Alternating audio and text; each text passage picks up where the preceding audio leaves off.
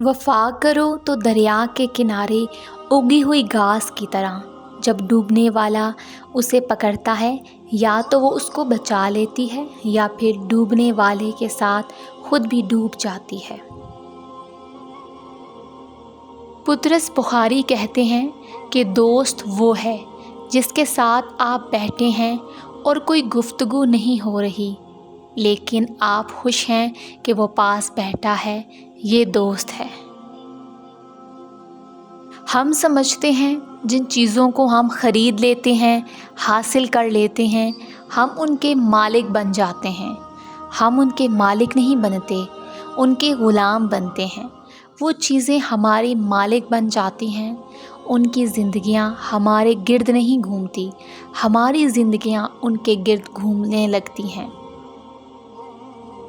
दूसरों के बारे में अच्छा गुमान रखना बेहतरीन इबादत है। कभी भी किसी ज़ख़म को ज़िंदगी से बड़ा ना होने दें, इतना बड़ा कि वो आपकी ज़िंदगी ही खा जाए। दुआएं करते रहा करें। अल्लाह पाक सुनता भी है, जानता भी है और कबूल भी करता है। याद रखिए, आजमाइश तो उनके लिए होती है जिन्हें अल्लाह चाहता है, और सब्र वही करते हैं जो अल्लाह को चाहते हैं। दिलों में खौफ था ना दहशतों का पहरा था, मेरे ख़्याल में ये दौर ही सुनहरा था।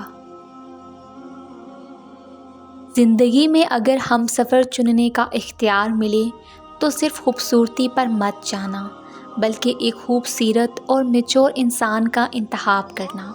वो इंसान जिसे सही गलत का पता हो, जो जानता हो कि आपको अच्छा और बुरा क्या लगता है और इसके मुताबिक ख़ुद को ढाल लेने का हुनर जानता हो।